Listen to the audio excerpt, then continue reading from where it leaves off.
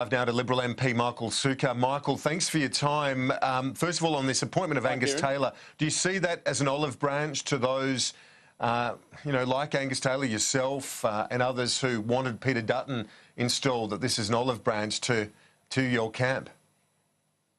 Well, I see it as, putting the best person in the job, actually. I mean, Angus Taylor, I think if everyone in the parliament knows more about our energy sector, he had a very distinguished private sector career in the area. So he, as a subject matter expert, I know brings so much to the table. We know he's got a wonderful capacity. So I think it's a merit-based appointment. I don't think it's an olive branch at all. I think it's giving the job to the best person. Do you think that Mr Morrison's done enough to try and start healing the party? Of course, as I mentioned a bit earlier, that you were dumped from the front bench. Do you feel that's retribution? Well, Kieran, look, the reality of politics is one day you're up, one day you're down. The reality is the team looks like a very solid team, and all of these decisions are ultimately the gift of the Prime Minister. When you look at it line by line and you look at, you've referred to Angus Taylor, but putting Dan Tehan into education, clearly education's been, shall we say, a festering wound really for the last 18 months. I think that is another excellent decision. So clearly the Prime Minister's made a whole range of judgments about getting people into areas that need urgent attention, looking at our lineup versus Labor, there's no doubt in my mind that our team is far superior. You disappointed, though, by the decision to be overlooked? Yeah, of course, Kieran, I am. I think every member of Parliament puts themselves forward, but at the same time, I get a great opportunity now to spend a bit more time in my electorate, spend a bit more time in my community, not travel perhaps as much as I have. In my former role as Assistant Minister to the Treasurer, quite a large demand of travel. So it gives me a good opportunity to do that. Plus, there's a range of other things that I've always done behind the scenes as a backbencher in a policy sense that I'll keep doing. And in the lead up to the election, this is going to require a team effort from everyone, not just the front bench, but the back bench.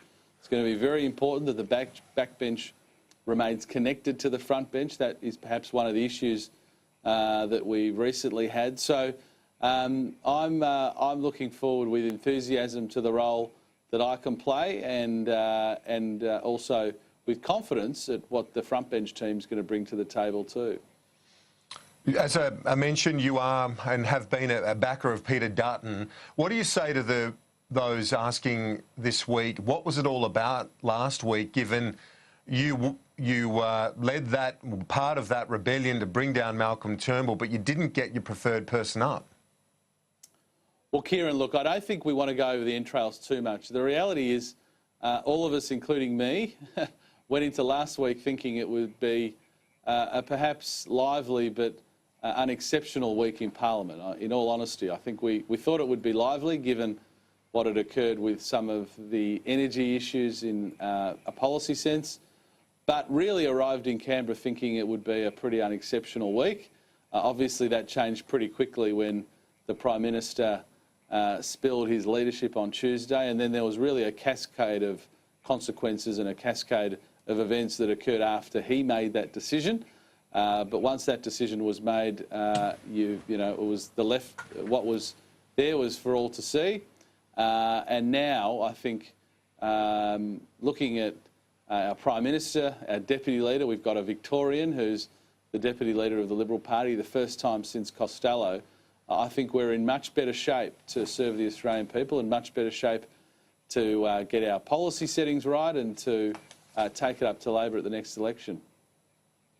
It's interesting you say that, because the Fairfax poll at the weekend, I'm sure you would have seen it, the Retribution poll, shows that in Deakin, your seat, the Liberal Party was down 9% from the 2016 election. It was being interpreted as the voters in your Melbourne seat of having, reacted badly to your support for Peter Dutton. And then the other question there in that survey was, did the Liberal Party make the right decision to remove Malcolm Turnbull? from the Prime Ministership, 64% of those surveyed said no. So were you out of line with the view of the community and your own community in the seat of Deakin? Well, Kieran, look, I'm not a psephologist, but I think we've all seen that single-seat polls are not things we can put too much weight in. We saw that in Longman and Braddon. I think this poll had a sample size of 300, which is not something that you would ordinarily put any weight on. The reality is we've got to listen to the community. The community does not like seeing these sorts of games in Canberra. They didn't like it in 2015 when Malcolm Turnbull took over the leadership from Tony Abbott. They don't like it now because I think instinctively they believe that whilst you're engaging in those sorts of activities, you're not focused on the main game. And I think there's an element or an argument there that that they're correct. So none of that surprises me, Kieran. We've got to rededicate ourselves to the community. You can't take any seat for granted. I certainly don't take mine for granted. You've got to work every day for your electorate. I've done that in the past reasonably successfully, and I'll do it into the future. Is Scott Morrison going to get a bit of clear air now, or are there those that you know on your side of this debate within the party and the Conservative flank who aren't going to cop it, basically? Of course not, Kieran. As I said to you, we're in much better shape today than we were a week ago. And I've worked very, very closely with Scott Morrison. I was his assistant minister up until last week, and I've seen him up close. And I have every confidence that he's got what it takes to lead this country. He's got what it takes to connect with voters. Let's remember, we need, and it's crucially important that the Prime Minister is able to speak and present in a way that connects with ordinary voters, connects with people in my electorate, in the outer suburbs of Melbourne, in the outer suburbs of Sydney, the outer suburbs of all of our capital cities, in regional areas, in our country towns. And I think looking at Scott and having worked very closely with him, he's a man whose values and the way that he conducts himself is going to connect with them in a way that is going to be very beneficial for the party. And, of course, we've all seen his work in Treasury and in border protection and social services. We know that in a policy sense, he's got great ideas for this country. So, of course, we're very united behind Scott. And Scott's got many admirers throughout the party. And he's a man. He's a creature of the party. And that is, I think, a strength for us going into the next election. Now, on to the energy policy, or back to that, because we obviously touched on it with the discussion of Angus Taylor, but the report this morning in the AFR that Mr Morrison's going to not walk away from that Paris agreement. There has been a dropping of emission reduction as part of a portfolio or energy policy consideration. But as far as that broader agreement goes, there's no intention to walk away from that. Is that a good step in your view, given the likely ramifications of doing that would threaten, for example, trade relations with the European Union and, of course, the Pacific nations, writing to Prime Minister Morrison, urging him not to walk away from Paris right now? Well, Kieran, you may not be surprised to hear, but we've got our Energy Minister being sworn in today. I think the last thing I'm going to do is give him unsolicited advice from the sidelines. He's a very, very close friend of mine, and I'll, in an appropriate way as a backbencher, make my views clear to him. My views being based on what I think is in the best interests of Australians, what's in the best interests of my constituents. And it was very, very notable to see when the Prime Minister announced Angus Taylor as the new Energy Minister that he coined the phrase that he was the Minister for getting prices down. And that is a very welcome set of words. It's, I think, a bit of a reset that Angus Taylor will have two jobs, getting prices down and making sure the electricity system is stable.